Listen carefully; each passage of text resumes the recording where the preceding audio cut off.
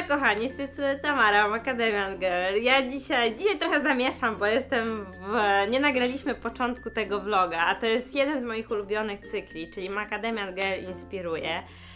Jestem w innej stylizacji niż będziecie widzieli w dalszej części filmu, bo niestety mieliśmy problemy techniczne, ale chciałam Wam mega podziękować za to, że wysyłacie swoje listy. Ten cykl na pewno będzie kontynuowany i kolejna historia, którą dzisiaj przeczytam, jest niesamowicie inspirująca dla mnie, dla Was. Dziękuję, że te listy wysyłacie. I nie ukrywam, że chyba obok Macadamian Way jest to mój totalnie ulubiony cykl, bo jest taki prawdziwy i życiowy. No to co, zapraszam Was na dalszą część i buziaki. Droga Tamaro, bardzo się cieszę, że stworzyłaś nowy cykl inspiracyjny, a jeszcze bardziej cieszy mnie to, o czym był jego pierwszy odcinek. Przypomniał mi on, że będąc dzieckiem byłam taka sama jak ta mała ze zdjęcia. Jeżeli pamiętacie ostatniego vloga, to właśnie serdecznie zapraszam do tego, żebyście go zobaczyli, bo jedna z moich czytelniczek przysłała zdjęcie swojej małej córeczki i pytała, co zrobić, żeby ta mała została taka szalona. I koniecznie to zobaczcie, bo do tego właśnie odnosi się Ola.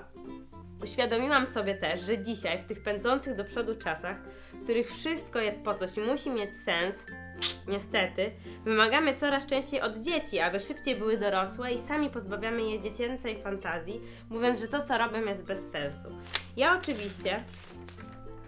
Zmienię kartkę. Ja oczywiście miałam szczęście, że do 7 roku życia pozwalano mi myśleć, że jestem księżniczką. Tutaj gratulacje dla rodziców.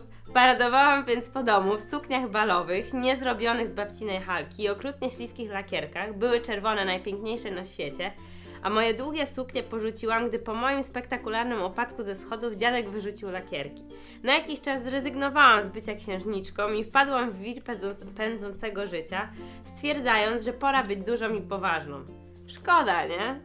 Po 3 latach studiów zaczęłam stwierdzać, że czegoś mi brakuje. Niby wszystko fajnie, studia ciekawe, ale ciągle mam jakiś niedosyt. Postanowiłam na rok zrobić sobie przerwę i zająć się tym, co mnie pasjonuje, co jest kreatywne. Poszłam więc do szkoły artystycznej i zapisałam się na zajęcia ze stylizacji i charakteryzacji. Historia mody, rysunek, tworzenie czegoś kreatywnego i to w formie użytkowej. W końcu coś, co kocham. Czy te zajęcia były mi do czegoś potrzebne? Czy wykorzystałam kiedyś wiedzę zdobytą na nich? Czy moja przyszłość się z tym wiąże? Nie wiem, ale doceniam to uczucie, że robię teraz coś, co sprawia mi taką frajdę, coś kreatywnego, coś, co ciągle napędza moją wyobraźnię. Te wspomnienia zostaną mi na zawsze. Za tydzień mam obronę pracy dyplomowej. Ten mail już trochę ma, więc ja mam nadzieję, że Ola zdała i w ogóle jestem ciekawa, Olo, jak Ci poszło, więc koniecznie odezwij się w komentarzu, jeżeli przeczytasz, zobaczysz tego vloga. Za tydzień mam obronę pracy dyplomowej, odgrzebałam więc drzemiącą gdzieś we mnie głęboko księżniczkę i stworzyłam postać Madame Lulu. Ta postać jest częścią mojej pracy zaliczeniowej. Na koniec chciałam Ci bardzo podziękować za to, że jesteś tak inspirująca. I nie mam na myśli tylko stroju, Twoją otwartość, ciepło i pozytywną energię, które sprawiają, że działasz na ludzi magnetycznie, pobudzająco, motywujesz do działania i bycia sobą. A mimo wszystko, że to wcale nie jest takie oczywiste. Ja dziękuję Ci, Olu, mega za tego maila i to jest zawsze dla mnie taka największa nagroda. Jak coś robię, mam ciężki dzień, a miewam też takie i czasami mam wrażenie, że świat nie ma sensu, to wtedy dostaję od Was taką wiadomość, która mnie mega nakręca i sprawia, że mam ogromną frajdę z tego, co robię. Dlaczego ten mail wybrałam i dlaczego on jest taki ważny? Ola poruszyła w swojej wiadomości pewną bardzo ważną rzecz, czyli taką, że po drodze, jak przestajemy być dziećmi, dorastamy, stajemy się coraz bardziej poważni, obserwujemy swoich znajomych, którzy wybierają jakieś określone kierunki studiów, rodzice nam też dużo rzeczy do głowy wkładają, co oczywiście jest ich rolą i super, jeżeli się interesują, jeżeli to robią.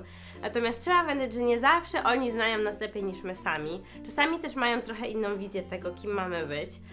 I niestety w trakcie tego procesu dorastania, też takiej stabilizacji życiowej, często jest tak, że gubimy trochę siebie i gubimy trochę taką naszą ciekawość świata, to co nas interesuje, inspiruje, co chcielibyśmy robić. I ja na przykład wybrałam tego maila dlatego, że sama miałam doskonale ten sam problem. Gadam nie po polsku, że kartka mi spadła. Ja tego maila wybrałam dlatego, że sama miałam dokładnie ten sam problem, czyli po prostu w liceum. Na początku myślałam, że pójdę na prawo, potem zastanawiałam się nad psychologią. I w końcu zrozumiałam, że to nie do końca jest coś dla mnie, bo ja zawsze byłam trochę artystyczną duszą, zawsze malowałam, rysowałam i chcę znaleźć taki kierunek, który będzie czymś, co spełni i jakby wypełni tę część w ogóle mojego życia, mojej potrzeby tworzenia i tak dalej. I nie do końca to się podobało mojej mamie, którą zresztą bardzo pozdrawiam i która teraz mnie niesamowicie wspiera, ale wtedy już nawet te wnętrza, które ja wybrałam, a które przecież są takim kierunkiem, jednak to nie jest malarstwo, to nie jest coś takiego bardzo abstrakcyjnego, tylko to jest trochę kierunek ścisły, trochę mówię, bo na ASP to jest trochę inaczej. I nawet już to, że chciałam iść na akademię, a nie na uniwersytet, wzbudziło w domu pewne takie małe napięcia. Czy potrzebne? To by się trzeba zastanowić, bo ja myślę, że nie do końca. Myślę, że jeżeli ja jestem taką osobą, która zawsze wie, co chcę zrobić, jak chcę to zrobić, to myślę, że to był taki moment, w którym potrzebowałam trochę więcej wsparcia. I myślę, że też nie każdy z Was takie wsparcie dostaje, a warto na koniec, tak jak to pokazała Ola w mailu, która na rok sobie zrobiła przerwę, warto czasem nawet dać sobie szansę, żeby się zastanowić nad tym, czy to, co robimy, to jest na pewno ta rzecz. I czasami się okaże, że to nie jest, wcale ten rok przerwy nie jest czasem straconym, nie jest czymś, co po prostu gdzieś tam Was cofnęło, tylko nagle w czasie tego roku odkryjecie swoje prawdziwe powołanie. I to może być właśnie taki rok przerwy. Myślę, że jeżeli macie taką możliwość i Wasi rodzice sprzyjają temu, żeby rozwijać jakieś pasje życiowe, to korzystajcie, chodźcie na zajęcia z gitary, śpiewania, nie wiem. Pomimo tego, że na przykład jesteście w klasie matematyczno-humanistycznej albo tak, matematyczno-humanistycznej. Zajebista klasa w ogóle! Dobra, poczekaj. Matematyczno-humanistyczna. Kształtujemy erudytów i ludzi renesansu, nie? No, to zajebiste by było. To do dyrektorów tam. Klasa matematyczno-humanistyczna. Najlepsi pracownicy ever. Wszechstronnie wykształceni. Pomimo tego, że na przykład jesteście w klasie matematyczno-przyrodniczej, bo na przykład u mnie chyba taka była, to starajcie się rozwijać w różnych kierunkach, bo problem trochę ze współczesnym, naszym, polskim też systemem edukacji jest taki, problemem jest to, że on strasznie szybko nas specjalizuje i też czasami odcina Wam pewne drogi. Nie traćcie tego ducha wolności, tego ducha trochę, żeby iść pod prąd, żeby wybierać takie kierunki studiów, które faktycznie są Waszą pasją.